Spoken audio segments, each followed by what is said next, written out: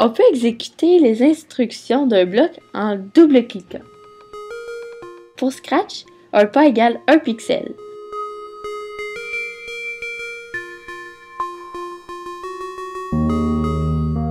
On peut modifier les valeurs dans l'espace blanc de multiples manières. La façon la plus directe est d'entrer tout simplement la nouvelle valeur.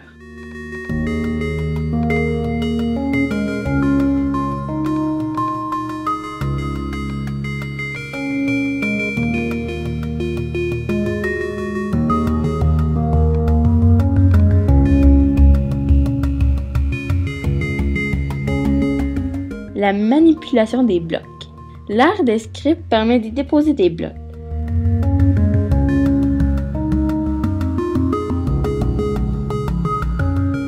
On peut supprimer des blocs de 3 manières. Avec des ciseaux, en les déposant dans l'aire des blocs, ou à l'aide du bouton droit de la souris.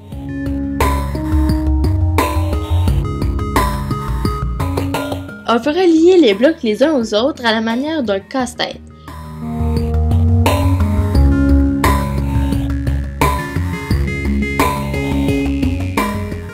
Cette brillante manière de faire permet de supprimer les erreurs de syntaxe si communes et frustrantes en programmation informatique.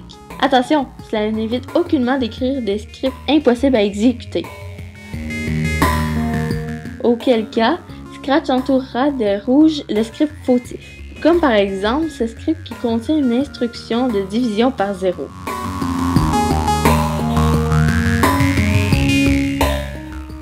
La notion de script.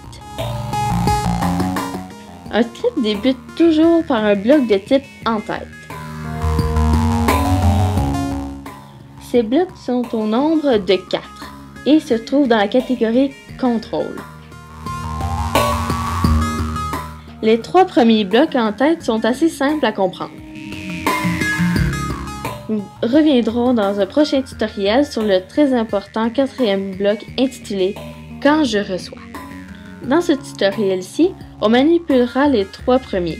Un script débute donc par un bloc de type en tête et contient un ou plusieurs qui s'exécuteront l'un après l'autre, donc en séquence. Cette notion est extrêmement importante à saisir, comme on le verra d'ici peu. Créons un script de quelques instructions.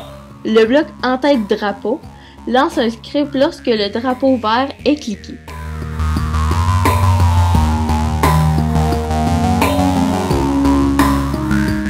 Comme ces instructions s'exécutent très rapidement, il est parfois intéressant de suivre l'évolution d'un script pas à pas, particulièrement par exemple lorsque l'on soupçonne un bug.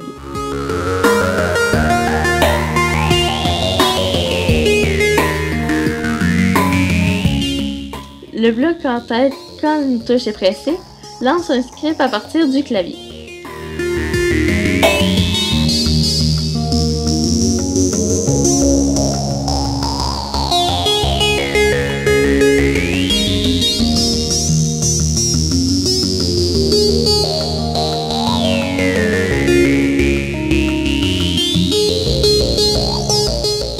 Le bloc en tête, quand le lutin est pressé, lance un script en cliquant sur le lutin associé.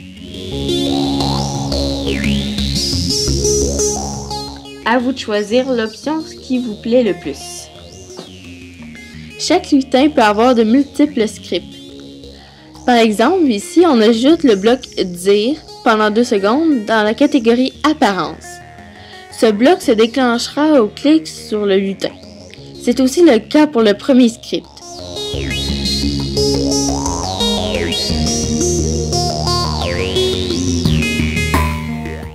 Alors, pourquoi ne pas en faire un seul script, en déplaçant par exemple le bloc dire au début du script?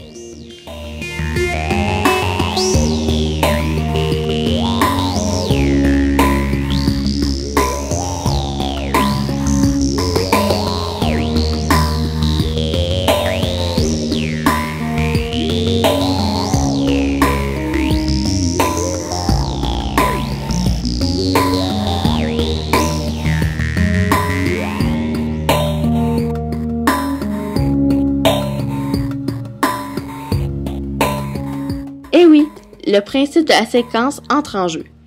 Ici, le lutin attend de la fin du bloc dire, donc 2 secondes, avant de poursuivre à l'instruction suivante.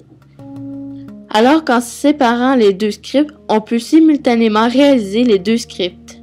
Cette subtilité est fort importante à comprendre, car plusieurs bugs proviennent de scripts mal coordonnés.